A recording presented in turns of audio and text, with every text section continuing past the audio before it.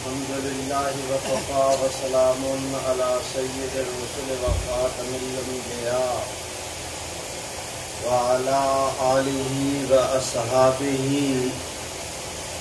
الذين هم خلاصة العرب العرباء وخير الخلائق بعد الأنبياء. أما بعد، اعوذ باللہ من الشیطان الرجیم. بسم اللہ الرحمن الرحیم.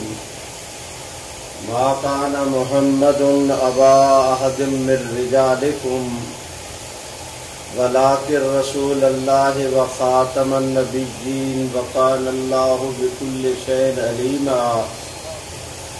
قال النبی صلی اللہ علیہ وسلم: انا آخر الانبیاء وانتم آخر الامم. اللہم صلی علی سیدنا محمد عبدک ورسولک وصلی کذالک علی جمیع الانبیاء والمرسلین وعلی الملائکۃ المقربین وعلی عباد اللہ الصالحین اجمعین الی یوم الدین. گرامی قدر برادران اسلام، اللہ رب العزت کا لاکھوں لاکھ شکر ہے کہ سال کے بعد ایک بار پھر آپ کو ہمیں یہاں پر اللہ تعالی نے حاضری کی توفیق سے سرفراز فرمایا. آپ کی میری خوش بختی کی انتہا ہے کہ اس وقت مخدوم المشائخ حضرت مولانا خواجہ خان محمد صاحب رحمۃ اللہ علیہ کے جانشین اور آپ کے صاحبزادہ ہمارے مخدوم اور مخدوم زادہ حضرت مولانا صاحبزادہ خلیل احمد صاحب اس اجلاس کی صدارت فرما رہے ہیں. میرے بھائیوں، مغرب کی نماز کے بعد سے آپ حضرات کا یہ اجلاس شروع ہوا. متعدد حضرات کی تلاوتیں، نظمیں، نعتیں اور بیانات بھی آپ نے حضرات کے سنے. میں نے اس وقت 22واں پارہ سورۃ احزاب کی آیت نمبر 40 آپ حضرات کے سامنے تلاوت کی ہے.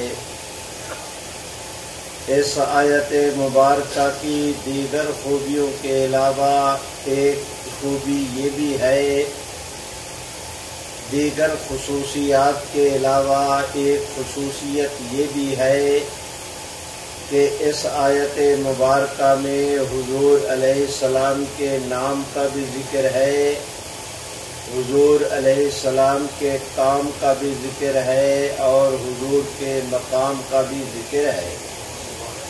ما کان محمد میں حضور علیہ السلام کے نام کا ذکر ہے، ولیکن رسول اللہ میں حضور علیہ السلام کے کام کا ذکر ہے، اور خاتم النبیین میں حضور علیہ السلام کے مقام کا ذکر ہے. آج کی مجلس میں تینوں عنوانات پر گفتگو کرنا مجھ مسکین کے لیے ممکن نہیں. صرف لفظ خاتم النبیین کے حوالے سے اپنی گفتگو کا آغاز کرتا ہوں. میرے بھائیوں، توجہ کریں. رحمت عالم صلی اللہ علیہ وسلم کا ارشاد گرامی ہے. آپ نے ارشاد فرمایا: اول الانبیاء آدم و آخرهم محمد. سارے مل کے کہہ دو صلی اللہ. ایسے نہیں، بلند آواز سے. اللہ جس کو جتنی توفیق دے اتنی بلند آواز سے.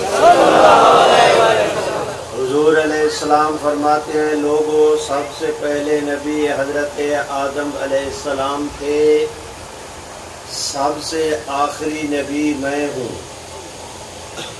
نبوت کا نقطۂ آغاز سیدنا آدم علیہ السلام ہے، نبوت کا نقطۂ انجام رحمت عالم صلی اللہ علیہ وسلم کی ذات گرامی اللہ پاک پروردگار عالم نے تورات میں حضرت موسیٰ علیہ السلام کے لیے خاتم النبیین کا لفظ نہیں فرمایا.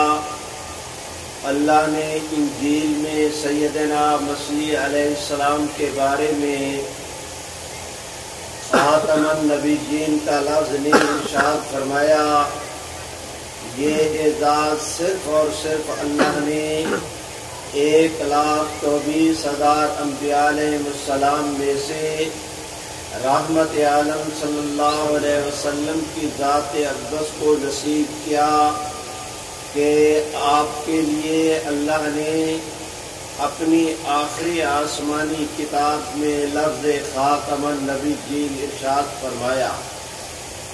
میرے بھائیوں، میری ابتدائی 5-7 منٹ کی گفتگو تھوڑی سی مشکل ہوگی.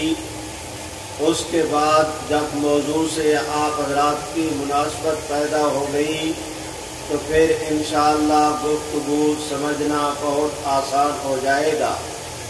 دیکھیے، علماء کرام کی موجودگی میں تسلیم کرتا ہوں کہ لفظ خاتم تا کی زبر کے ساتھ یا لفظ خاتم تا کی زیر کے ساتھ بہت سارے معنوں کے لیے یہ استعمال ہوتا ہے.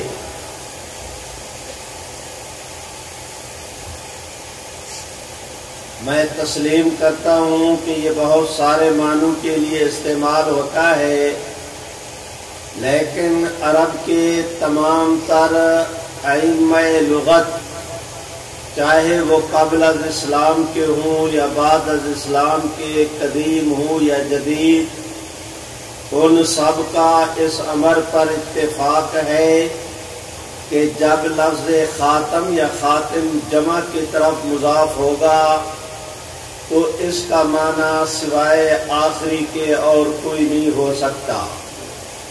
خاتم الکتب، خاتم الکتب، خاتم الادیان، خاتم الادیان، خاتم الاولاد، خاتم الاولاد، خاتم القوم، خاتم القوم. تمام اہل لغت نے لکھا کہ اس کا معنی ہے اے آخرہم. قرآن مجید میں بھی لفظ خاتم النبیین جمع کی طرف مضاف ہوا ہے تو اس کا معنی ہے نبیوں کا آخری. حضور علیہ السلام نے بھی یہی ارشاد فرمایا کہ سب سے پہلے نبی حضرت آدم تھے، سب سے آخری نبی میں ہوں. میرے بھائیوں، یہ لفظ خاتم النبیین کا ترجمہ میں نے لغت کے حوالے سے کیا. اب آئیے قرآن مجید کی طرف علماء توجہ کریں. میں انہیں اپنا سبق سنانا چاہتا ہوں کہ لفظ خاتم یا خاتم، اس کا مادہ ہے خاتمہ. قرآن مجید میں اس مادہ کا لفظ، اس مادہ کے الفاظ 7 مقامات پر استعمال ہوئے. ختم اللہ علی قلوبہم ختامہ مسک نختم علی افواہہم یختم علی قلبک خاتم النبیین وغیرہ ذالک. ان 7 مقامات کی ان آیات مبارکہ کو آپ حضرات اپنی میز پہ اپنے سامنے رکھیں اور پھر ان تمام آیات کو سامنے رکھ کر ایسا قدر مشترک معنی تلاش کریں جو ان تمام آیات پر فٹ آ جائے. اس قدر مشترک ترجمے کے لیے جب آپ غور کریں گے تو میں درخواست کرتا ہوں کہ آپ کے بزرگوں نے صراحت کی ہے کہ لفظ خاتم یا خاتم عرب کی زبان میں ایسے موقع پر استعمال ہوتا ہے جب کسی چیز کو ایسے طور پر سر بمہر کر دیا جائے کسی چیز کو ایسے طور پر بند کر دیا جائے کہ باہر سے کوئی چیز اس میں ڈالی نہ جا سکے، جو کچھ اس کے اندر ہے اسے باہر نہ نکالا جا سکے، تو عرب کی زبان میں، عربی زبان میں اس کو یہاں پر لفظ خاتمہ کا استعمال کرتے ہیں۔ اب ان ساتوں مقامات کو سامنے رکھیں تو قدر مشترک ترجمہ یہ ہوگا کہ رحمت عالم صلی اللہ علیہ وسلم کی تشریف آوری پہ اللہ نے سلسلہ نبوت کو ایسے طور پر بند کیا، سلسلہ نبوت کی ایسے طور پر بندش کی کہ آپ کی آمد کے بعد کسی نئے شخص کو سلسلہ نبوت میں باہر سے داخل نہیں کیا جا سکتا۔ حضور علیہ السلام سے پہلے جو انبیاء علیہ السلام اس سلسلہ نبوت میں شامل تھے ان میں سے کسی کو باہر نہیں نکالا جا سکتا۔ اس کی مثال دیکھیں، قرآن مجید نے کہا کہ خاتم اللہ علی قلوبہم، اللہ رب العزت نے ان لوگوں کے دلوں کے اوپر مہر کر دی۔ علماء جانتے ہیں کہ یہ متعین افراد ہیں جن کا تفاسیر کے اندر ناموں کے ساتھ بھی ذکر کیا گیا کہ یہ وہ لوگ ہیں جن کے متعلق اللہ نے فرمایا کہ ان کے دلوں پر ایسی بندش کر دی ہے کہ باہر سے ایمان ان کے دلوں میں نہیں جا سکتا، ان کے دلوں کے اندر جو کفر ہے وہ باہر نہیں نکل سکتا۔ تو خاتم النبیین کا معنی یہ ہوگا کہ رحمت عالم کے بعد کسی نئے شخص کو سلسلہ نبوت میں داخل نہیں کیا جا سکتا، جو پہلے شامل تھے انہیں باہر نہیں نکالا جا سکتا۔ فہو المراد یہ بھی پہلے ترجمے کے خلاف نہیں۔ پہلا ترجمہ میں نے لغت کا کیا، دوسرا ترجمہ میں نے قرآن مجید کی روشنی میں کیا۔ اب میں درخواست کرتا ہوں کہ میرے ساتھ چلے۔ یہ قرآن مجید آج سے 14 صدیاں پہلے رحمت عالم صلی اللہ علیہ وسلم کی ذات اقدس پر نازل ہوا۔ آپ اور میں حضور علیہ السلام کے دروازے پر چلتے ہیں، آپ صلی اللہ علیہ وسلم سے اس کا ترجمہ پوچھ لیتے ہیں کہ یا رسول اللہ آپ ارشاد فرمائیں کہ اس کا ترجمہ کیا ہے۔ ظاہر ہے کہ قرآن مجید بھی رحمت عالم کی ذات اقدس پہ اللہ رب العزت نے نازل کیا، اس کا مفہوم اور معنی بھی حضور علیہ السلام کی ذات پہ اللہ نے القاء کیا۔ تو میرے بھائیوں، جو رحمت عالم ترجمہ کر دیں، قادیانی ہمارا فریق مخالف وہ بھی اس ترجمے کو مان لیں، ہم بھی ان کے ترجمے کو مان لیتے ہیں۔ رحمت حدیث شریف ہے اور مشکات شریف سے لے کر بخاری شریف تک تمام تر حدیث کی کتابوں میں یہ روایت موجود ہے۔ رحمت عالم ارشاد فرماتے ہیں انہو سیکون فی امتی 30 کذابون وفی روایت دجالون کلہم یزعم انہو نبی وانا خاتم النبیین لا نبی بعدی۔ دیکھیے قرآن مجید میں بھی خاتم النبیین تھا، یہاں حدیث شریف میں بھی وہی خاتم النبیین ہے، وہاں بھی لفظ خاتم النبیین کی طرف مضاف تھا، حدیث شریف میں بھی خاتم کا لفظ النبیین کی طرف مضاف ہے۔ حضور نے اس کا ترجمہ یہ ارشاد فرمایا کہ میرے بعد کوئی نبی نہیں۔ آپ بھی میرے ساتھ مل کے کہہ دیں کہ حضور نے فرمایا کہ میرے بعد کوئی نبی نہیں، حضور کے بعد کوئی نبی نہیں۔ بولو گے تو ثواب ہوگا، حضور کے بعد کوئی نبی نہیں۔ زنگ اترے گا، رنگ چڑھے گا، نہ ہنگ لگے گی نہ پھٹکری، رنگ بھی چوکھا۔ میرے بھائیوں، اس کے میں آپ حضرات کو زحمت دینا مطلوب نہیں، میں آپ حضرات کی خدمت کر رہا ہوں۔ یہاں سے جائیں تو کچھ باتیں اپنے پلے میں ایسے طور پر باندھ کر لے جائیں کہ کوئی انہیں بھلانا بھی چاہے تو نہ بھلا پائے۔ بھائیوں، میں درخواست کرتا ہوں علماء کرام کی موجودگی میں رحمت عالم صلی اللہ علیہ وسلم کی ایک اور حدیث شریف ہے، من عامل سنتی عند فساد امتی۔ حضور علیہ السلام نے فرمایا کہ جس وقت میری امت میں جھگڑا پیدا ہو جائے اس وقت اگر کوئی آدمی میری ایک سنت کو زندہ کرے گا تو اللہ رب العزت اسے 100 شہیدوں کا ثواب دیں گے۔ آج قادیانیوں نے 1400 سال کے بعد اپنے محروم القسمتی کی بنیاد پر لفظ خاتم النبیین میں حضور علیہ السلام کی امت کے ساتھ جھگڑے اور فساد کا ماحول پیدا کیا۔ انا خاتم النبیین لا نبی بعدی، یہ لا نبی بعدی حضور علیہ السلام کی قولی سنت ہے۔ اگر آج آپ اور میں اس کو زندہ کریں گے کوئی بعید نہیں کہ اللہ آپ کو اور مجھے بھی 100 شہیدوں کا ثواب عنایت کر دے۔ میں درخواست کرتا ہوں، اس کا اردو میں ترجمہ کرتا ہوں، آپ میرے ساتھ چلیں گے انشاءاللہ۔ اللہ تعالی سے میں بھی ثواب کی توقع رکھتا ہوں، آپ بھی امید رکھیں۔ میرے بھائیوں، میرے ساتھ مل کے کہو کہ حضور کے بعد کوئی نبی نہیں، حضور کے بعد کوئی نبی نہیں۔ پیدا ہونی چاہیے، دوست دشمن تک آپ کی آواز پہنچنی چاہیے۔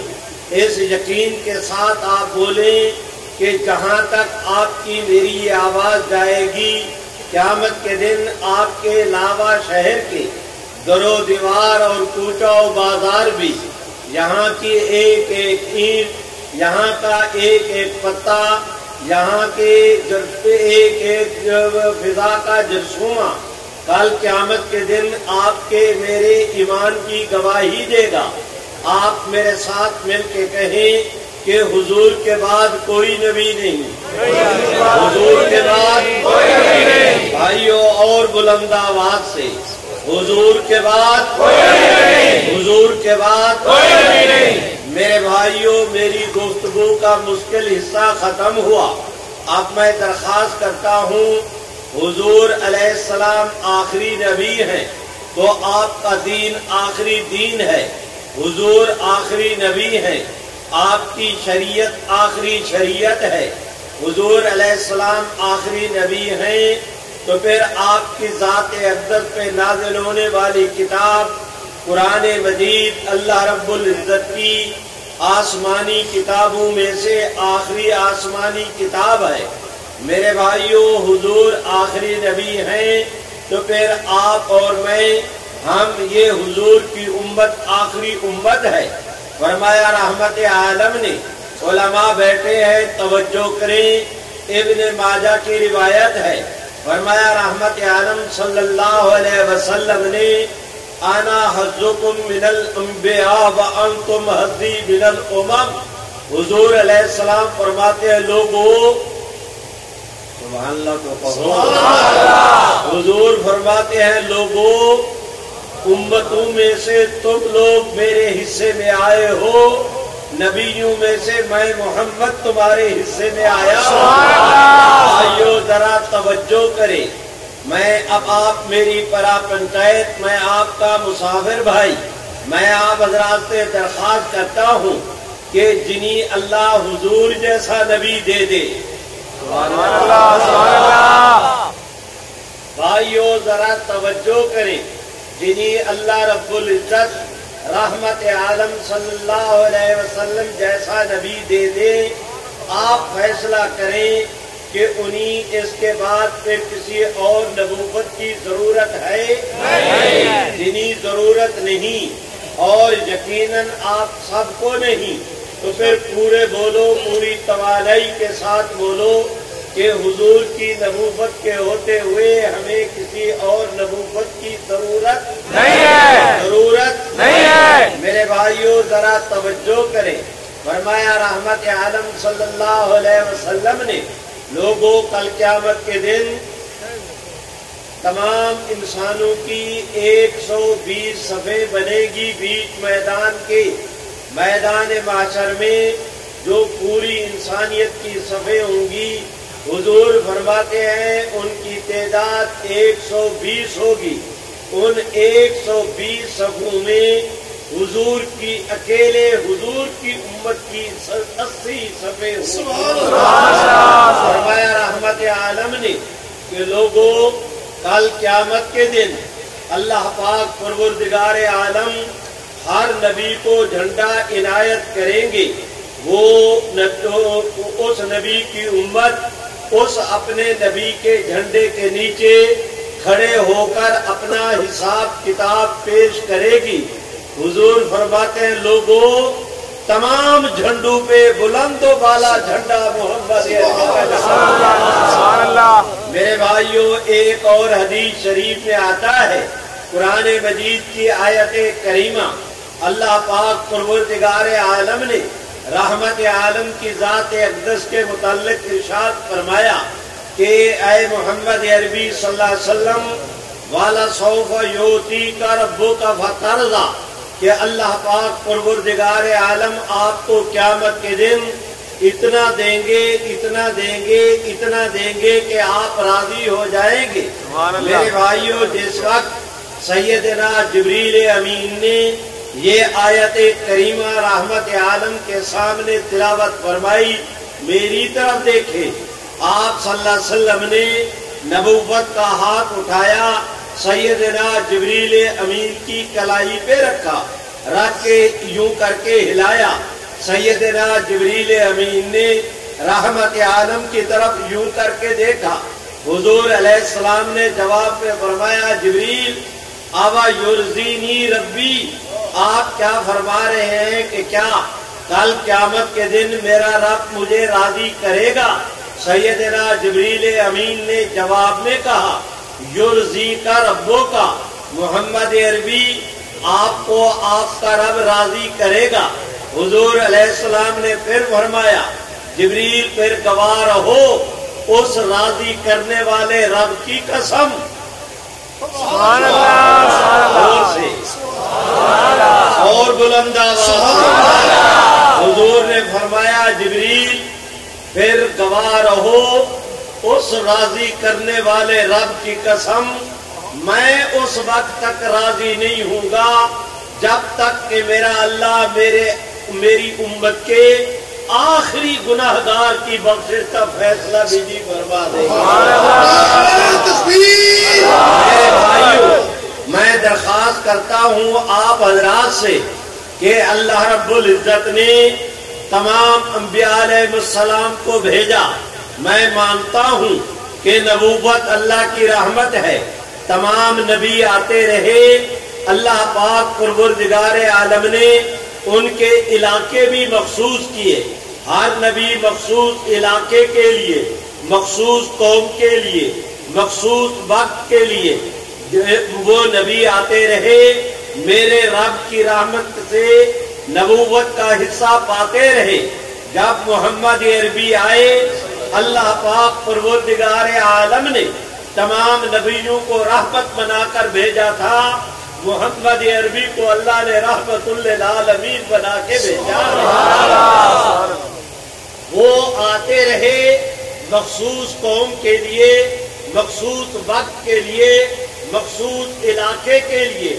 جب باری آئی نا حضور کی، میرے رب نے فرمایا اپنے متعلق الحمدللہ رب العالمین، حضور کے متعلق فرمایا وما ارسلناک الا رحمۃ للعالمین۔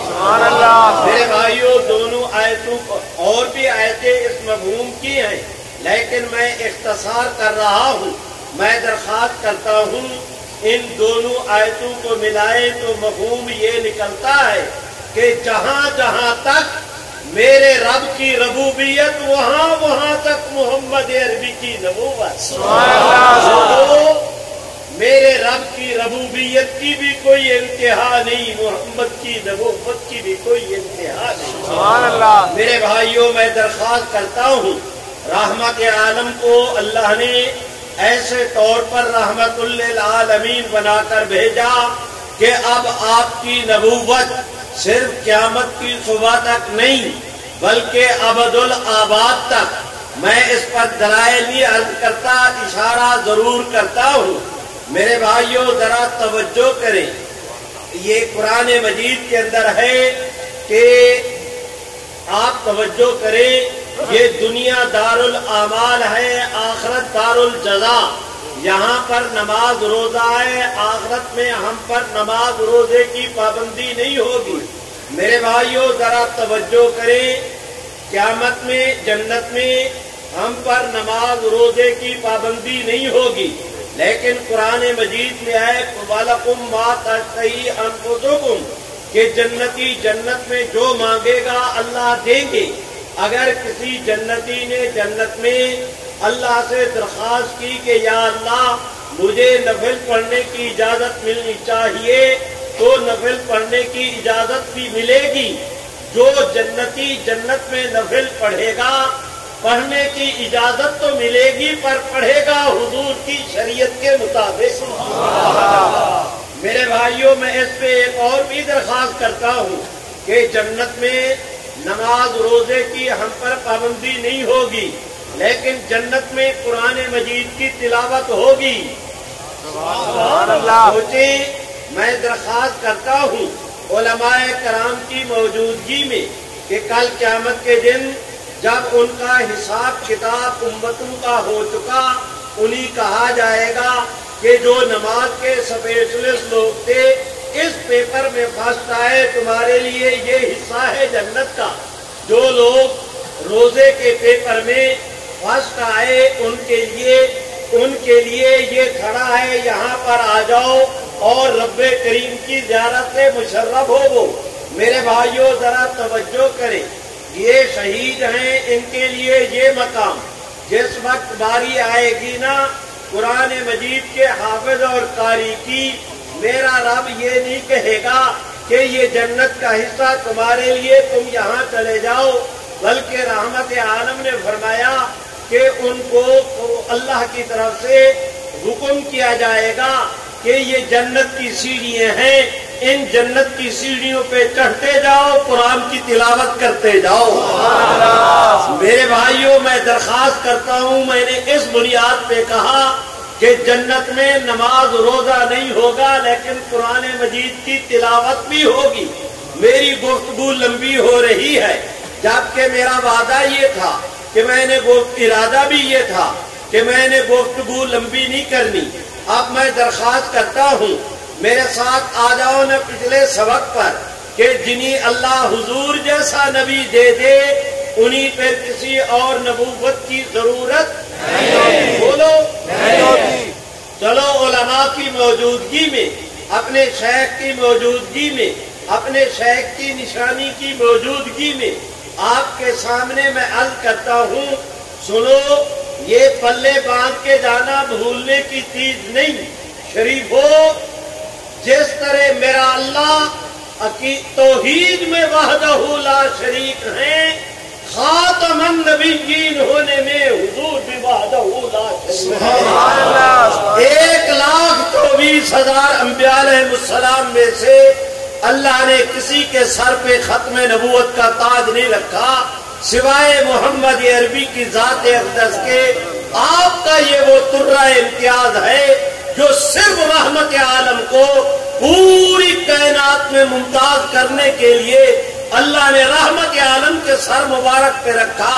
میں درخواست کرتا ہوں، یہی وجہ ہے کہ ہمارے حضرت امام ابو حنیفہ نے فرمایا کہ دعوی النبوت بعد نبینا کفر بالاجماع. اب میرا وعد ختم ہوا، آپ حضرات کا وعد شروع ہوا. میرے ساتھ چلتے بھی جاؤ، سبق بھی یاد کرتے جاؤ. انشاءاللہ جنہیں سبق کا کچھ حصہ یاد ہو گیا، میں اور تو کچھ نہیں کہتا کہ تم جو ہے جاؤ گے تو صاحب نصاب بن جاؤ گے، لیکن اتنا ضرور کہتا ہوں کہ اگر کوئی سبق یاد کا حصہ یاد کر لیا، انشاءاللہ محمد عربی کا دشمن آپ کے سامنے نہیں ٹھہر پائے گا. میرے ساتھ چلو. امام صاحب نے فرمایا کہ حضور کے بعد جو نبوت کا دعویٰ کرے وہ کافر ہے، آپ بھی میرے ساتھ مل کے کہہ دیں کہ حضور کے بعد جو نبوت کا دعویٰ کرے وہ کون ہے؟ میرے بھائیو تم بھی خوب آدمی ہو، میں کہتا ہوں ذرا تیز چلو، تم ریورس گیئر لگا دیتے ہو، پتہ نہیں آپ آہستہ بولتے ہیں یا میں اونچا سنتا ہوں، کہیں گیئر پھنسا ہوا ہے، ایسے نہیں، میرے ساتھ چلو انشاءاللہ۔ دشمن کے نظریات کو ملیا میں امریکہ کے ایٹم بموں نے ہیروشیما کی تباہی پر اتنا اثر نہیں کیا تھا جتنا آج آپ کا میرا بولنا فریق مخالف کے نظریات کو ملیا میں کرنے کے لیے کیا کا اثر کرے گا۔ میرے ساتھ چلو، وعدہ رہا کہ انشاءاللہ جلدی فارغ ہو جائیں گے۔ میرے ساتھ مل کے کہو کہ حضرت امام ابو حنیفہ نے کیا کہا کہ حضور کے بعد جو نبوت کا دعویٰ کرے وہ کون ہے؟ بولو بولو، آپ کے بعد جو نبوت کا دعویٰ کرے وہ کون ہے؟ کیوں؟ آپ کے بعد جو نبوت کا دعویٰ کرے گا، حضور کے بعد نبوت کا دعویٰ کرنا مستقل کفر ہے۔ حضور علیہ السلام کے بعد جو نبوت کا دعویٰ کرے گا اس سے ختم نبوت کا انکار لازم آئے گا، اور ختم نبوت کا انکار کرنا مستقل کفر ہے۔ میرے بھائیوں، جو حضور کے بعد نبوت کا دعویٰ کرے گا اس کا معنی یہ ہے کہ اسے وحی بھی آتی ہے۔ حضور علیہ السلام کے بعد وحی نبوت کو جاری سمجھنا یہ مستقل کفر ہے۔ اس نے بات ایک کہی لیکن کفر تین لازم آئے، اس لیے امام صاحب نے کہا کہ حضور کے بعد جو نبوت کا دعویٰ کرے وہ کافر ہے۔ اب میرے ساتھ چلو، تمہیں حضرت امام ابو حنیفہ کی بات سمجھ میں نہیں آئی، تمہیں میں سیدنا صدیق اکبر کے دروازے پر لے کر چلتا ہوں۔ وہ دیکھے رحمت عالم، میرے ماں باپ قربان، وہ میرا روح و جسم، میری آل اولاد قربان۔ بھائیو ذرا توجہ کرے، رحمت عالم کے وصال کے بعد سیدنا صدیق اکبر مسند آرائے خلافت ہوئے۔ میرے بھائیو ان کے زمانے میں خود یہ رحمت عالم کے آخری زمانے میں فتنہ پیدا ہوا تھا مسیلمہ کذاب کا۔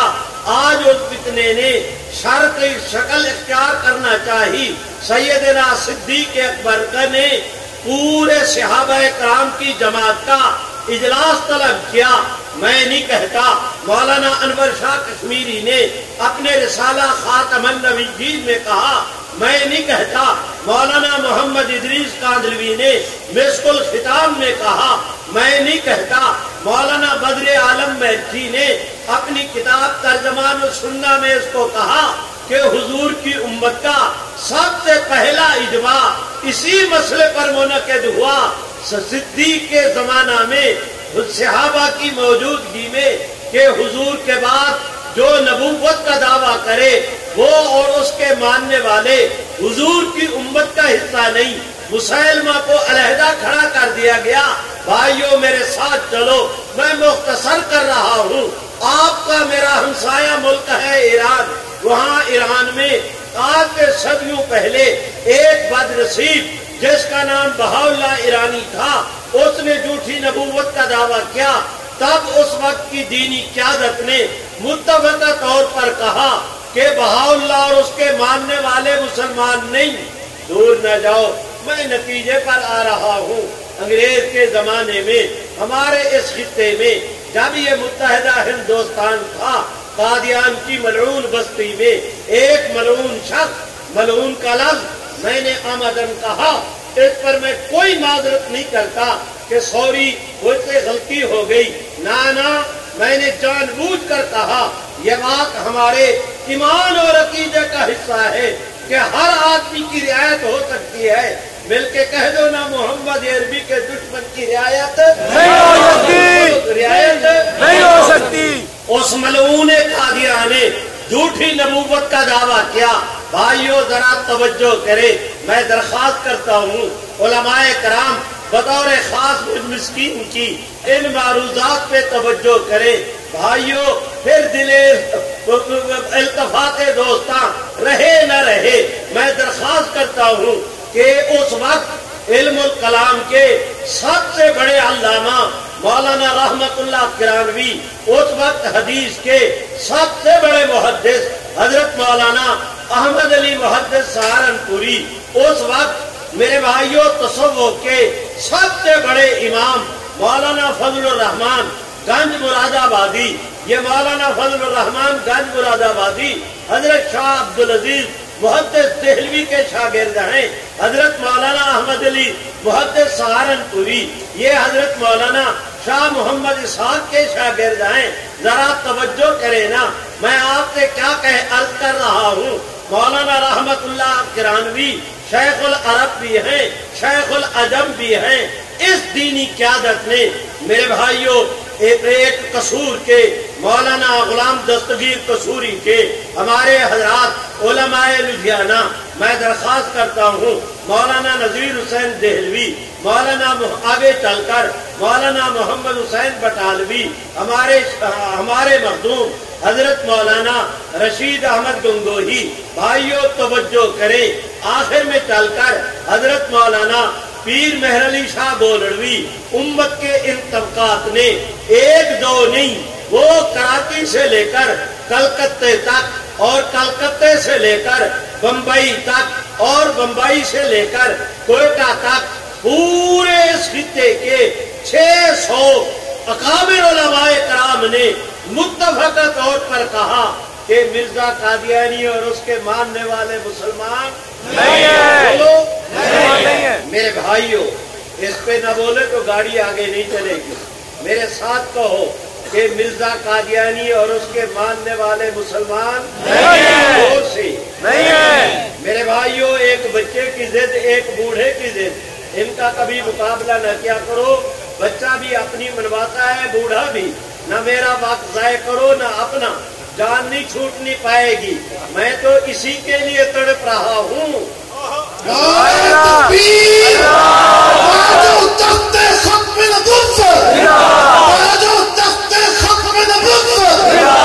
میرے بھائیوں رب محمد کی قسم میں صرف اس کے لیے تڑپ رہا ہوں، سوائے اس طرف کے اور کوئی آرزو نہیں کہ حضور سرور کائنات کی امت آپ کے دشمنوں کے درمیان ایک فرق واضح ہو جائے۔ بھائیوں اس فرق اور امتیاز کو قائم کرنے کے لیے آج کی مجلس میں آپ کا بولنا ضروری ہے کہ امت نے کیا کہا کہ مرزا قادیانی اور اس کے ماننے والے مسلمان میرے بھائیوں میں درخواست کرتا ہوں، میں 1953 کی بات نہیں کر رہا، ذرا اندازہ کریں، میں نے سیدنا آدم علیہ السلام سے گفتگو کی، اب میں 1974 پہ آیا ہوں، 15-20 منٹوں میں ایک بات سمجھائی، اب 10-15 منٹ اور بھی دے دو۔ بھائیوں ذرا توجہ کریں، سیدنا صدیق اکبر سے لے کر میرے بھائیوں حضرت مولانا رشید احمد گنگوہی تک یہ پوری امت نے ہر دور میں یہ کہا کہ حضور کے بعد جو نبوت کا دعویٰ کرے وہ مسلمان نہیں ہے، مسلمان نہیں ہے۔ میرے بھائیوں ہم دیکھتے ہیں اس ملعون قادیان نے کہا کہ سچا خدا وہ ہے جس نے قادیان میں اپنا رسول بھیجا، اس نے کہا ہمارا دعویٰ ہے کہ ہم نبی اور رسول ہیں۔ میرے بھائیوں اس نے اپنے ماننے والوں کو، اپنے دیکھنے والوں کو صحابہ کہا، اپنے خاندان کو اہل بیت کہا، اپنی بیوی کو ام المومنین کہا، اپنی اولاد کو میرے بھائیوں اس نے پنتن پاک کہا۔ میں درخواست کرتا ہوں اس ملعون قادیان نے کہا کہ حضور کی پوری امت، آپ میں کلمہ پڑھنے والے سارے یہ غیر مسلم ہیں، مسلمان وہ جو مرزا قادیانی کو مانے۔ کیا مانا کہ اب حضور کے ماننے کا، کلمہ پڑھنے کا تمہیں کوئی فائدہ نہیں، ایمان اسی کو معتبر ہوگا جو غلام احمد قادیانی کو مانے گا۔ معاذ اللہ، رحمت عالم صلی اللہ علیہ وسلم ایک زائد ضرورت چیز ہو گئی، اب مدار نجات غلام احمد قادیانی کی ذات ہے۔ جب اس ملعون نے اس طرح کے دعوے کیے تو امت کے ان افراد نے سبحان اللہ۔ امت کے ان افراد نے کہا کہ مرزا قادیانی اور اس کے ماننے والے مسلمان نہیں ہیں۔ میرے بھائیوں، 1974 میں 29 مئی 1974 میں نشتر میڈیکل کالج کے طلباء کو قادیانیوں نے جناب نگر کے ریلوے اسٹیشن پر، پہلے اس کا نام ربوہ تھا، اب اس کا نام چناب نگر ہے، میں نے ایک دن قادیانیوں سے اسی چناب نگر میں کہا آج تمہارے شہر کا نام مٹا ہے، انشاءاللہ وقت آئے گا قادیانیت کا نشان بھی مٹے گا، انشاءاللہ مٹے گا، وہ زور کے ساتھ کہہ دے انشاءاللہ۔ رات میرے بھائیوں، رات ایک دوست مجھے ملے چنگا بنگیال کے، چنگا بنگیال بالکل وہ کیا کہتے ہیں راول پنڈی کے قریب، پہوٹا اور اس کے درمیان یہ چنگا بنگیال ہے، گجر خان مین روڈ پر، اس سے ذرا اندر کو جائیں پنڈی کی جانب تو چنگا بنگیال آتا ہے۔ ملعون قادیاں کے زمانے میں، ملعون قادیاں کے زمانے میں وہاں پر قادیانیت پھیلی، پوری برادری نے قادیانیت قبول کیا، میں بھی وہاں گیا ہوں، مناظرہ بھی ہوا، اللہ نے کرم کیا، پہلے ایک خاندان، پھر دوسرا، پھر تیسرا، پھر چوتھا، اللہ نے انہوں نے رات بتایا، اللہ نے کرم کیا ہے، پورے گاؤں میں ایک قادیانی نہیں رہا، اور وہاں پر یہ رات کی بات ہے، سبحان اللہ نہیں کیسے، انہوں نے کہا کہ وہاں پر جو قادیانیوں کی عبادت گاہ تھی، بغیر لڑائی جھگڑا کے جب وہاں کوئی قادیانی نہیں رہا، جو وہاں عبادت کے لیے جمع ہوتے تھے، جب وہ مسلمان ہو گئے تو قادیانیوں کی وہ عبادت گاہ بھی اللہ نے مسلمانوں کو دے دی۔ اب وہاں پر پورے گاؤں میں انہوں نے اعلان کیا کہ ہم اس مسجد کو گرا کر دوبارہ تعمیر کریں گے۔ ایک آدمی کھڑا ہوا، اس نے کہا صرف گرانا نہیں، ساتھ کے مکانات کو بھی شامل کریں، اس کی توسیع کرے، اتنی بڑی مسجد تعمیر کرے کہ لوگ دیکھیں، دوست دشمن دنگ رہ جائے، تم جتنی بڑی مسجد تعمیر کرو گے سارا خرچہ اکیلا میں دوں گا۔ میرے بھائیوں، یہ بات میں سے آ گئی، میں درخواست کرتا ہوں آپ دوستوں کی خدمت میں 1974 میں قادیانیوں نے مسلمان طلباء کو چناب نگر کے ریلوے اسٹیشن پر مارا پیٹا، زخمی کیا، ان کی کلائیاں توڑی، گردنیں مروڑی، ان کسی کے ناک کی ہڈی ٹوٹی، کسی کا کان کاٹا، کسی کے پیشانی پہ زخم آیا، کسی کا سینہ زخمی ہوا، کسی کی پیٹھ میں چھرا بھونپا گیا، طلباء کو مار مار کر ادمغوا کر دیا گیا۔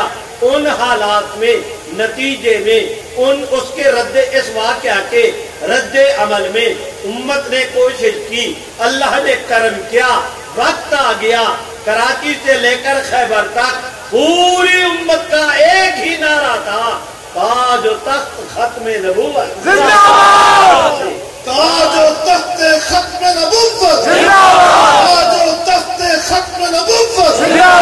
میرے بھائیوں، میں تفصیلات میں نہیں جا رہا، میں نے تو اور باتیں عرض کرنی ہیں، میں تو اشارے کر رہا ہوں، اپنے موضوع کے قریب تمہیں لے جا رہا ہوں۔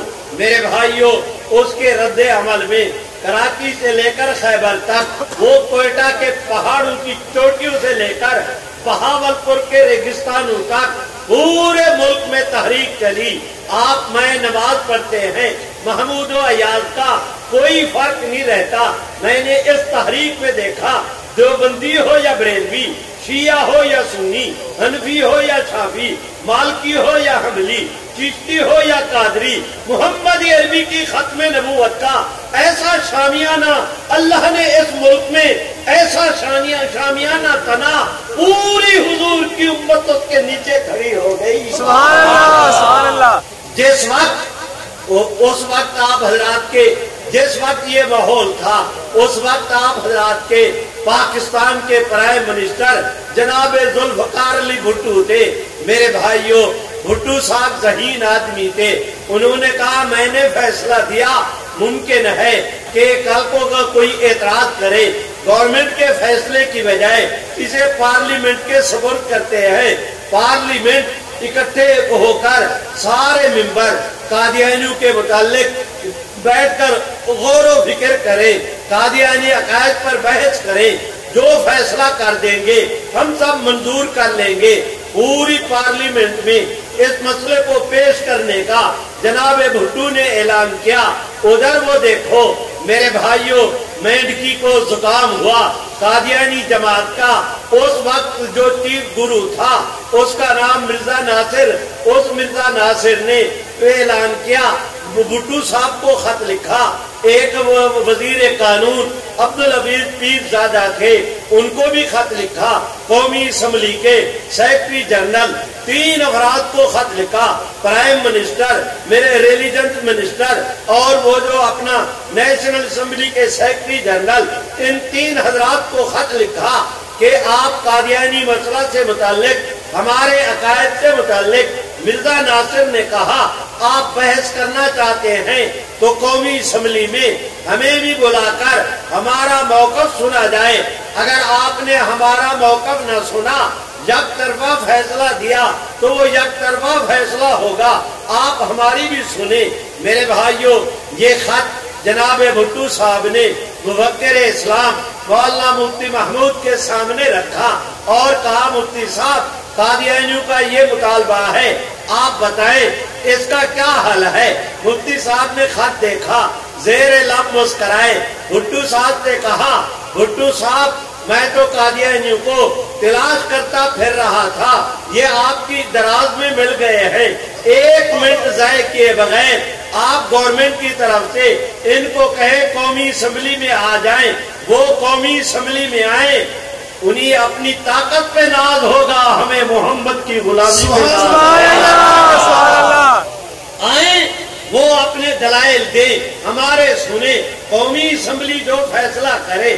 بھٹو صاحب نے سنا، ششدر رہ گئے، انہوں نے کہا کہ حضرت ان کو بلا لیں، فرمایا 1 منٹ ضائع کیے بغیر تاریخ فکس کرو، انہیں کہیں وہ بھی آئیں، وہ بھی آئیں، تیاری کر کے آئیں، ہم بھی تیاری کر کے آئیں گے، قومی اسمبلی انشاءاللہ فیصلہ کرے گی۔ میرے بھائیوں، قادیانی جماعت آج کل پروپیگنڈا کر رہی ہے کہ کسی اسمبلی کو کیا حق پہنچتا ہے کوئی فیصلہ کرنے کا، کسی کے کفر و اسلام کے فیصلہ کرنے کا۔ شریفو،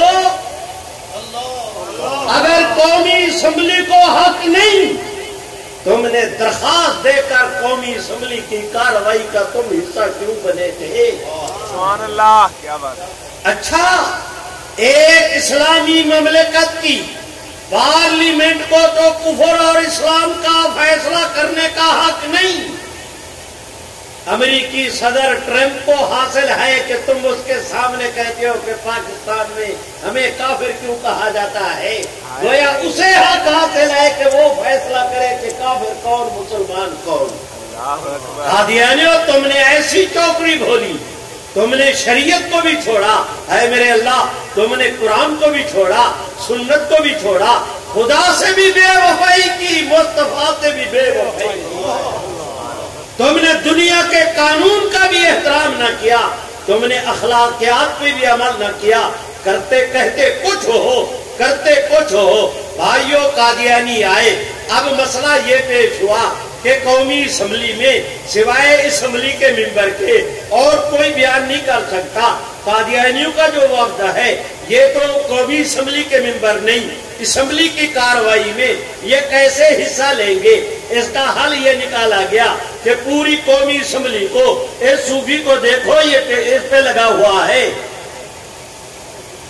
براوا میں تیرا نوکر لگا ہے، تینوں لحاظ نہیں آتا، تو میرے پترا مر گیا، میں بیان کر رہا تو موبائل دے منہ مٹی پہ جانا ہے۔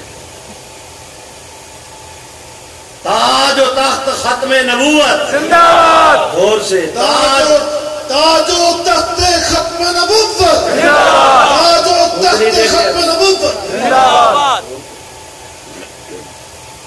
میرے بھائیوں، میں درخواست کرتا ہوں اس کا حل یہ نکالا گیا کہ پوری قومی اسمبلی کو ایک کمیٹی قرار دیا جائے.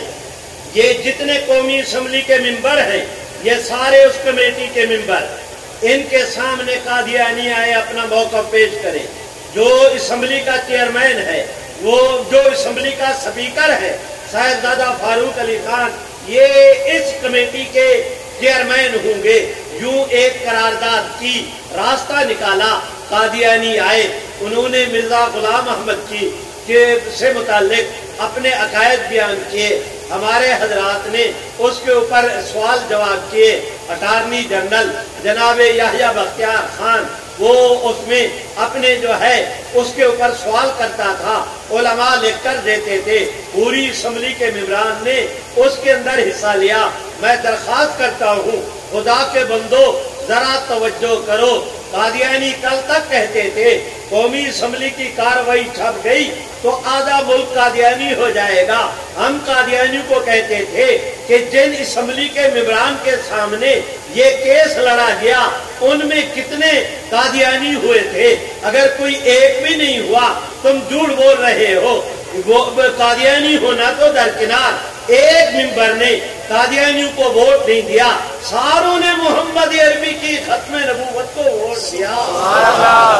میرے بھائیوں میں درخواست کرتا ہوں اللہ کی شان جناب زرداری کا، اے میرے اللہ، کہتے ہیں زمین گول ہے، کہتے ہیں تاریخ اپنے آپ کو دہراتی ہے. جس وقت یہ قومی اسمبلی میں قادیانیت کا کیس پیش ہوا تب بھی پیپل پارٹی کی حکومت تھی. وہ جناب ذوالفقار علی بھٹو کی پچھلے دنوں جب زرداری صاحب کی حکومت تھی، یہ اپنا یوسف رضا گیلانی چیئرمین، وہ اپنا پرائم منسٹر تھے. اس وقت ایک آدمی نے ہائی کورٹ کے اندر کیس درج کیا، کیس دائر کیا، ریٹ دائر کی کہ 30 سال میں قانون یہ ہے کہ کوئی بھی قومی اسمبلی کا مواد ہو 30 سال سے زیادہ، کوئی بھی قومی ریکارڈ ہو 30 سال سے زیادہ اسے مخفی نہیں رکھا جا سکتا. قومی اسمبلی کی کارروائی کو مخفی رکھا ہوا ہے. 30 سال ہو گئے، میں اس کی کاپی مانگتا ہوں، مجھے کاپی دی جائے. ہائی کورٹ نے وہ اسمبلی کے سیکرٹری کو بلایا، اسے کہا کاپی دو. اس نے کہا جی اس پر تو 60 لاکھ روپیہ خرچ آئے گا، پوری کارروائی کو منتقل کرنا ہوگا، اسے چھاپنا پڑے گا. انہوں نے کہا 60 لاکھ نہیں 90 لاکھ بھی خرچ آئے، تم قانون کو تقاضے کو پورا کرو، بتاؤ کب دیں گے کاپی. انہوں نے کہا جی 2 مہینے میں. انہوں نے کہا 2 مہینے نہیں، ہم آپ عدالت نے کہا ہم آپ کو 4 مہینے دیتے ہیں، اس کے بعد کوئی عذر نہیں سنا جائے گا. پوری کاروائی لکھو، لکھ کر اسے شائع کرو سرکاری سطح پر، پرنٹڈ میٹر کتابی شکل میں ہائی کورٹ میں آ کر ہمارے سامنے اس کو دو. میرے بھائیوں، یوں اسمبلی کی کاروائی لکھی گئی، اس آدمی کے پاس آئی، ہمیں پتا چلا حضرت مولانا فضل الرحمان، مولانا عبدالغفور حیدری، ڈاکٹر خالد محمود سومرو، فہمیدہ مرزا تھی، وہ بدین کی رہنے والی، ڈاکٹر صاحب اپنا لاڑکانے کے رہنے والے، بڑے ذرائع تلاش کیے. بی بی نے ساری اسمبلی کی کاروائی جو وہ اپنا کتابی ایک کمرے میں بند کرا کے تالا لگایا، چابی جیب میں ڈال لی. میرے بھائیوں، اس نے ہمیں کاپی نہیں دی. ادھر سبحان اللہ نہیں کہتے، سبحان اللہ، دور سے ادھر اللہ نے کرم کیا، جس آدمی کو کاپی ملی اس نے انٹرنیٹ پہ چڑھا، ساری دنیا پہ پہنچ گئی. ہم نے جلدی وہ اتاری، اسے کتابی شکل میں شائع کر دیا، شائع کیا اور مرزائیوں کے سامنے رکھا کہ یہ ہے وہ تمہاری نانی جو تم کہتے تھے. کہاں ہے اسمبلی کی کاروائی، وصول کرو ہم سے. سبحان اللہ، کیا بات ہے. علماء کا وقت بھیجا، فہمیدہ مرزا کو کہا محترمہ تم نے تو ہمیں اسمبلی کی کاروائی نہیں دی تھی، ہم نے اسے چھاپ دیا ہے، آپ کو ضرورت ہو فرمائے تو ٹرک بھر کر بھی بھیج دیں. میرے بھائیوں، یوں کر کے اللہ نے کرم کا معاملہ کیا. قادیانیت کا ایک قرض تھا ہمارے اوپر، ہم یہ بھی اتار چکے. میرے بھائیوں، میں آپ حضرات سے درخواست کرتا ہوں 11 دن مرزا ناصر احمد پر 2-3 दिन लाहौरी ग्रुप पर जड़ा हुई। उसके बाद असम्बली के मेंबरान ने, जानते भी हो मैं क्या कह रहा हूँ, उसी असम्बली की कार्रवाई में वो मेरे भाइयों हमारे हजरत ख्वाजा गुलाम फरीद साहब रहमतुल्लाह अलैह के एक मुरीद थे, रहीम यार खान के रहने वाले, वो भी असम्बली के मेंबर थे। हमारे मौलाना जफर अहमद अंसारी थे, वो तकरीर के लिए खड़े हुए। उन्होंने कहा जनाब मिर्जा साहब ने अपनी किताब में लिखा ये मेंबर खड़े हुए। इसने कहा जी मौलाना को रोका जाए, मिर्जा गुलाम अहमद को साहिब न कहे, शैतान अगर साहिब नहीं हो सकता, अबू जहल साहिब नहीं हो सकता, फिरौन साहिब नहीं हो सकता, तो मिर्जा भी साहिब नहीं है, इसे साहिब ना कहे। तो असम्बली के वो जो चेयरमैन थे उन्होंने कहा कि आपकी बारी नहीं है आज, आप कल अपनी जब आपकी बारी आए आप बहस कर ले, मौलाना आप शुरू करें। मौलाना जफर अहमद ने एक हवाला दिया, ज़हीन आदमी था, वो समझ गए कि लोहा गर्म है। एक दफा फिर उन्होंने जानबूझकर कहा कि मिर्जा साहब ने फला अपनी किताब में लिखा, ये दुर्वेश, सुभान अल्लाह तो कहो, ये दुर्वेश फिर खड़ा हुआ और इसने कहा कि जनाब स्पीकर साहब आप इनको रोके, मिर्जा को साहिब ना कहें। स्पीकर ने कहा आप बैठ जाएं, कल आपकी बारी आएगी, अपनी तकरीर में कहना।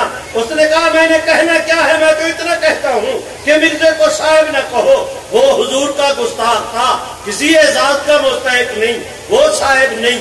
तो स्पीकर ने कहा ये बात भी अब कल कहना। उसने कहा कल क्या होता है, मैं अभी कहता हूँ कि इनके नजदीक मिर्जा साहिब होगा, मेरे नजदीक मिर्जा हरामी था, जा रहा हूँ मैं। कौमी असम्बली की कार्रवाई में लिखा है, बुलाओ किसी अपने बाप को, मिटा सकते हो तो मिटाओ,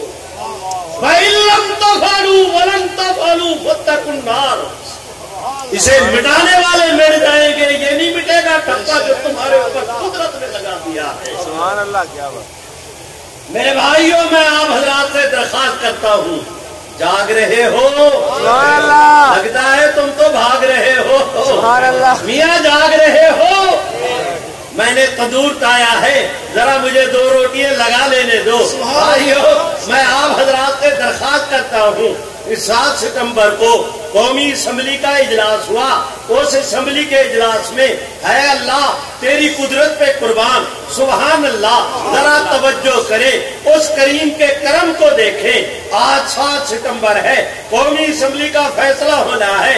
आज से 45 साल पहले की बात कर रहा हूँ।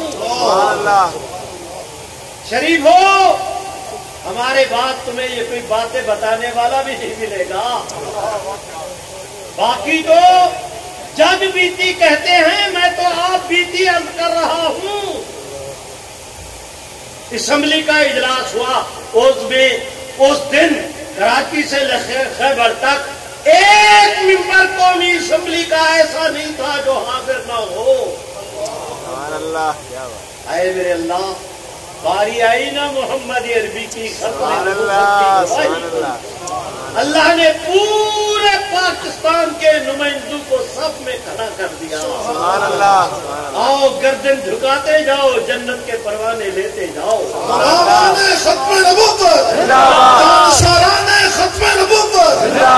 गलत फहमी हो रही है कादियानियों को, हमारे जीते जी वो उम्मत की इस मेहनत को ज़ाय कर देंगे।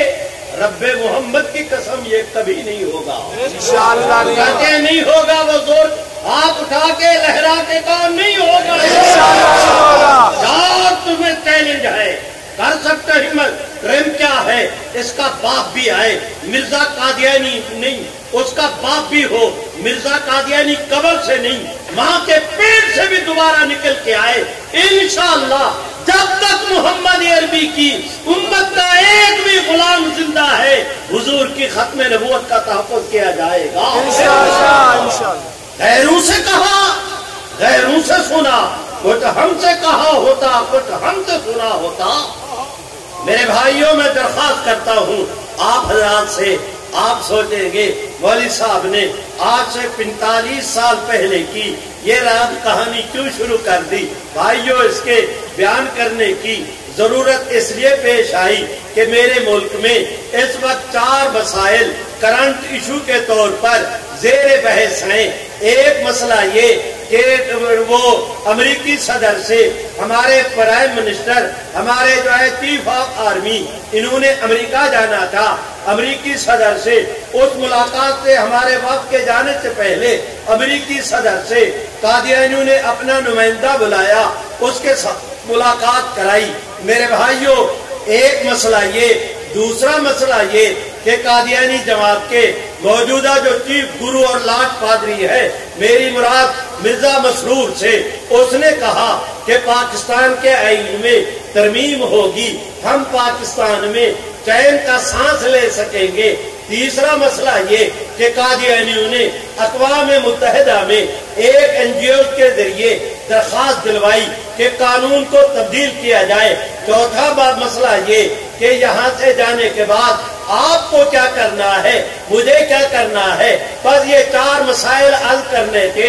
میں نے ساری کہانی اس کو بیان کرنے کے لیے شروع کی۔ وہ میری باتیں تھیں کہ موضوع کی مناسبت سے آپ دوستوں کو موضوع سے مناسبت ہو جائے۔ اب میں درخواست کرتا ہوں میرے بھائیوں، یہ ٹرمپ سے جو قادیانی نمائندہ کی ملاقات ہوئی، یہ بلا وجہ نہیں۔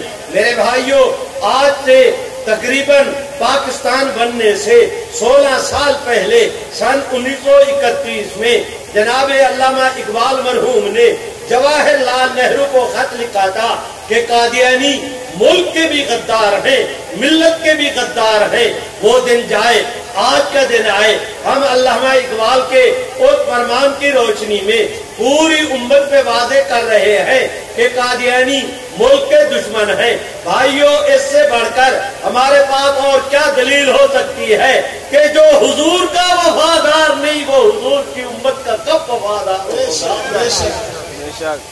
لیکن حکومت نے، ارباب اقتدار نے، میرے بھائیوں، عدلیہ نے، ہماری جو ہے اسٹیبلشمنٹ نے، ہماری انتظامیہ نے، ہم مسکینوں کی اس بات پہ توجہ نہ کی۔ آج روز روشن کی طرح دوست دشمن پر واضح ہو گیا کہ اس قادیانی نمائندہ کا ملنا وہ بلا وجہ نہیں۔ اس نے پاکستان کے خلاف شکایات کے تومار باندھے، انبار قائم کیا، پاکستان کو، پاکستان کے لیے مشکلات کا جو پہاڑ کھڑا کر سکتا تھا، اس نے اس میں کوئی کمی نہیں کی۔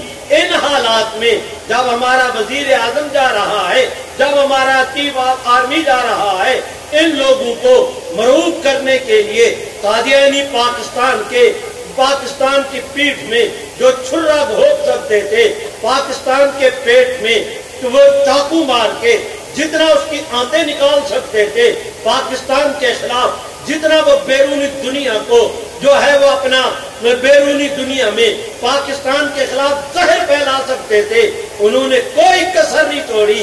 اے کاش حکمرانوں پہ واضح ہو جائے کہ قادیانی کل بھی ملت کے غدار تھے، آج بھی ملک کے غدار ہیں۔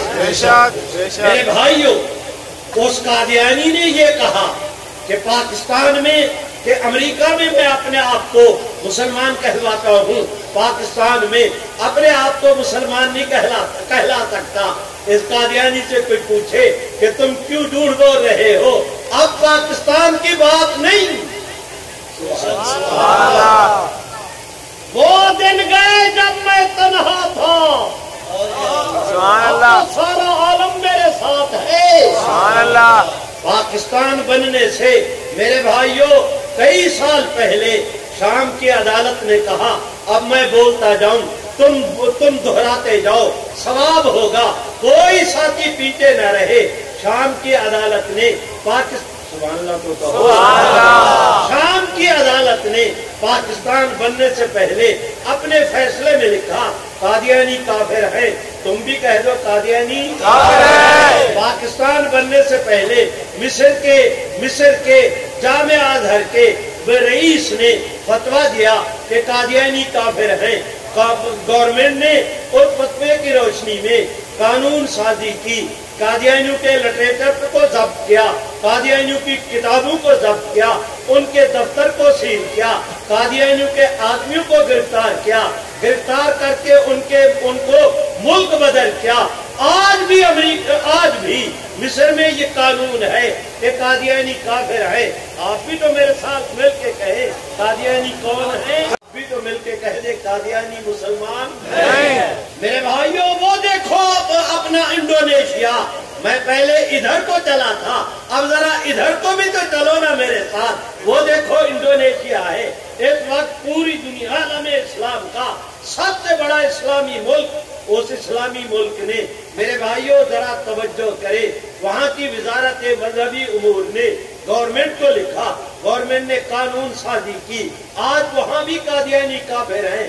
میرے بھائیوں میں آپ حضرات سے درخواست کرتا ہوں، صرف پاکستان نہیں، اب تو پوزیشن یہ ہے مکہ مکرمہ میں رابطہ عالم اسلامی کے تحت پاکستان کے فیصلے سے پہلے شریفوں تم سے عرض کر رہا ہوں، پاکستان کے اس فیصلے سے پہلے مکہ مکرمہ میں رابطہ عالم اسلامی کے تحت اے میرے اللہ، میرے رب کے گھر کے سائے کے زیر سایہ امت اکٹھی ہوئی، 142 اسلامی تنظیموں کے سربراہ پورے عالم سے۔ وہ دیکھو اس میں شیخ بن باز ہے، اس میں امام کعبہ ہے، اس کے اندر مسجد نبوی کے امام ہیں، مسجد اقصی کے امام ہیں، دارالعلوم دیوبند کا محتمم ہے، مولانا ابو الحسن ندوی ہے، شیخ الاسلام مولانا سید محمد یوسف بن نوری ہے۔ اللہ نے عرب عجم کو اکٹھا کر دیا، مشرق مغرب کو، شمال جنوب کو، ہند سندھ کو، افریقہ امریکہ کو، پورا عالم اکٹھا ہوا بیت اللہ کے زیر سایہ۔ انہوں نے فیصلہ دیا قادیانی کون ہے؟ میرے بھائیوں میں درخواست کرتا ہوں، تم پاکستان کو بدنام کیوں کرتے ہو کہ پاکستان میں ہمیں کافر کہا جاتا ہے؟ صرف پاکستان نہیں، پاکستان سے پہلے وہ آزاد کشمیر کی اسمبلی نے، اور اب تو پوزیشن یہ ہے میرے بھائیوں، وہ کیا کہتے ہیں اس کو، کیا کہتے ہیں آپ حضرات کے سپریم کورٹ کے درجن بھر سے زیادہ فیصلے موجود ہے کہ قادیانی کافر ہیں۔ آج اگر کوئی ماں کا لال یہ سمجھتا ہے کہ یہ فیصلے ختم ہو جائیں گے، میں ان سے علل اعلان ڈنکے کی چوٹ پر بیچ میدان کے سینہ تان کے کہتا ہوں، خدا کی قسم امت کی جد و جہد کو ختم کرنے والے ختم ہو جائیں گے، محمد عربی کی ختم نبوت کا مسئلہ ختم نہیں ہوگا انشاءاللہ۔ اس کا کہنا کہ پاکستان میں مجھے کافر کہا جاتا ہے، کیا مانا کہ آپ پاکستان کی گورنمنٹ کو کہیں وہ قادیانیوں کو کافر نہ کہیں؟ میں کہتا ہوں اپنے اس امریکی باپ کو پاکستان کے خلاف کیوں شکایت لگاتے ہو؟ خود امریکہ میں سبحان اللہ جتنی مسلمانوں کی مساجد ہیں، ان کے امام، ان کے خطیب، دارالافتاء، ہمارے امریکہ میں مسلمانوں کے مدارس، مسلمانوں کی تنظیمیں، سارے وہاں کے مسلمان بھی قادیانیوں کو کافر سمجھتے ہیں۔ اگر امریکہ اپنے ملک کے باشیوں پہ پابندی نہیں لگا سکتا تو ہمارے اوپر بھی پابندی اس کا باپ بھی نہیں لگا سکتا۔ میرے بھائیوں، دوسرا مسئلہ، قادیانی جماعت کے موجودہ چیف گرو نے، جس کا نام مرزا مسرور ہے، اس نے کہا کہ پاکستان میں آئین میں تبدیلی ہوگی، ہم چین کا سانس لے سکیں گے۔ میں اس قادیانی سے کہتا ہوں، قادیانیت کسی مذہب اور عقیدے کا نام نہیں، قادیانیت حضور کی دشمنی کا نام ہے۔ حضور کے دشمنوں کو چین ملے کبھی نہیں، ہائے ہائے سبحان اللہ، کیا بات، کبھی نہیں۔ حضور کے دشمن کے لیے دنیا کے اندر بھی ذلت ہے، آخرت میں بھی ذلت ہے بے شک۔ اور آج میں علی وجہ البصیرت کہتا ہوں، یورپ کے اندر رہنے والا کوئی قادیانی، اس کے دل کو جا کر کھول کے دیکھو، خدا کی قسم وہ وہاں پر بھی روح کے سرطان کے اندر مبتلا ہے۔ یہ تمہارے دنیا کا عذاب ہے، باقی رہا عذاب آخرت کا، والا عذاب الآخرت اکبر۔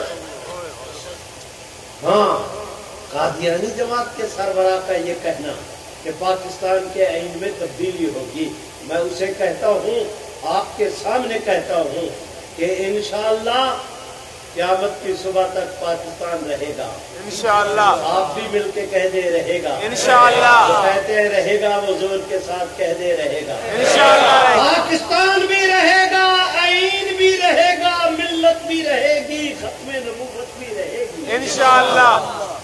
میرے بھائیوں، کوئی یہ سمجھتا ہے کہ اسے ختم کر لیں گے، میں ان کو موجودہ حکمران ہوں یا کوئی جرنیل ہوں یا کرنیل، سول ہو یا حکومت، میں ان سب کی خدمت میں بیوروکریسی، ان سے اپوزیشن ہو یا گورنمنٹ، آپ ہوں یا میں، علماء ہوں یا مشائخ، سب کو کہتا ہوں، ڈنکے کی چوٹ کہتا ہوں، اور خدا کی قسم مرنا قبول کر لیں گے، اپنے اس بیان سے باز نہیں آئیں گے انشاءاللہ نہیں آئیں گے۔ اے شوق تو آزما کر دیکھ لو، جو کل ہونا ہے وہ آج ہو جائے، جو آج ہونا ہے ابھی ہو جائے۔ سبحان اللہ، کیا بات۔ سنو، جو یہ کہتا ہے کہ قادیانیوں سے متعلق پاکستان کی ترمیم ختم ہو جائے گی، اس ترمیم کو ختم کرنے والا ختم ہو جائے گا، ترمیم ختم نہیں ہوگی انشاءاللہ نہیں ہوگی، کہتے ہیں نہیں ہوگی، ہاتھ اٹھا کے لہرا کے انشاءاللہ نہیں ہوگی، بے شک نہیں ہوگی، بولو بولو، ختم نہیں ہوگی، نہیں ہوگی، کسی قیمت پر نہیں ہوگی۔ قادیانیوں کو یہ بھوت اپنے دماغوں سے نکال دینا چاہیے۔ قادیانیت ایک ایسی کشتی پہ سوار ہے، آج اگر ان کو کوئی بچانا چاہے گا، قادیانیت بھی ڈوبے گی، اس کو بچانے والے بھی ڈوبے گے انشاءاللہ۔ میں کہتا ہوں، جو غیر مری قوتیں پسے پردہ بیٹھ کر قادیانی کی پشت پناہی کر رہی ہے، ان کے سر پہ ہاتھ پھیر رہی ہے، میں ان سے کہتا ہوں ان کے سروں پہ ہاتھ پھیرنے کا فکر بعد میں کرنا، اپنے ہاتھوں کا فکر پہلے کرو۔ عالمی مجلس تحفظ ختم نبوت زندہ باد، کہو ترمیم ختم نہیں ہوگی، نہیں ہوگی انشاءاللہ، زور سے بولو، نہیں ہوگی۔ چلو اب اگر تم نے ہمیں پکارا ہے تو ہم جواب میں عرض کیے دیتے ہیں، یہ تو تم نے ہمیں ہماری پسندیدہ پچ پہ تم نے لڑنے کے لیے ہمیں بلایا ہے، سبحان اللہ، لڑیں گے، دنیا دیکھے گی کہ انشاءاللہ اس ملک میں صدیق کی سنت کو دہرایا جائے۔ انشاءاللہ، انشاءاللہ۔ تیسری بات، اقوام متحدہ میں انہوں نے اپیل دائر کی، میں درخواست کرتا ہوں، اس پر کوئی مایوسی کی بات نہیں، ہمارے لیے کوئی نئی بات نہیں، کوئی پہلا تجربہ نہیں۔ اس سے پہلے قادیانیوں نے وہاں پر اپیل دائر کی تھی، ضیاء صاحب کے زمانے میں ضیاء صاحب نے مولانا پیر کرم شاہ صاحب کو، ایک اور ہمارے ملک کے قانون دان کو وہاں بھیجا تھا، اللہ نے کرم کیا، انہوں نے جا کر دلائل کے ساتھ عدالت پر واضح کیا، اور وہاں سے بھی قادیانی اپنی شکست کا ٹھپا لگا کر واپس آئے، پیشانی جھکائے ہوئے۔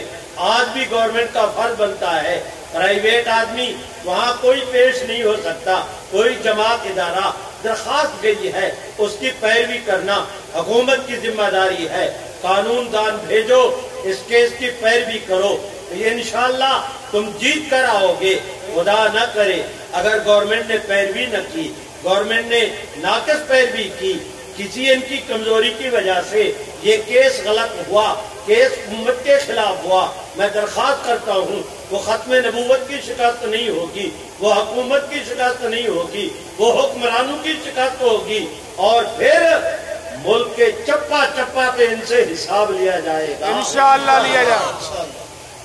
آخری بات کہ ان ماحول میں ہمیں کیا کرنا ہے، میں درخواست کرتا ہوں علماء کرام سے، میری ایک درخواست مانو، جتنے علماء بیٹھے ہیں، آج سے 20 سال پہلے ہمارے حضرت مولانا خواجہ خان محمد صاحب مرحوم نے ارشاد فرمایا تھا کہ کم از کم مہینے کا ایک جمعہ ختم نبوت کے عنوان پر لگانا شروع کرو۔ علماء میں درخواست کرتا ہوں آپ اللہ کا نام لیں، مہینے کا ایک جمعہ ختم نبوت کے عنوان کے لیے وقف کریں، جس طرح فصل جل رہی ہو، رات کو پانی دیا جائے، سویرے اس کی رت بدلی ہوئی ہوتی ہے، آپ اس طرح بیان کرنا شروع کریں، انشاءاللہ چند مہینوں کے بعد آپ دیکھیں گے ملک کا ماحول کیا بن رہا ہے۔ بھائیوں، علماء کے یہ کرنے کا کام ہے کہ کم از کم مہینے کا ایک جمعہ ختم نبوت کے عنوان پر لگائے۔ میری آپ حضرات سے درخواست ہے، یہاں سے جانے کے بعد آپ میں سے کا ہر آدمی چلتا پھرتا حضور کی ختم نبوت کا مبلغ اور دائی بن جائے۔ تم نعرہ لگاؤ، میں آپ سے اجازت لوں، میرے ساتھ مل کے کہو، تاج و تخت ختم نبوت، نہیں بھائی زور سے، تاج و تخت ختم نبوت، محمد عربی کی ختم نبوت، علی کملی والے کی ختم نبوت، پاکستان اسلام، نعرہ تکبیر، تاج و تخت ختم نبوت، آخر دعوانا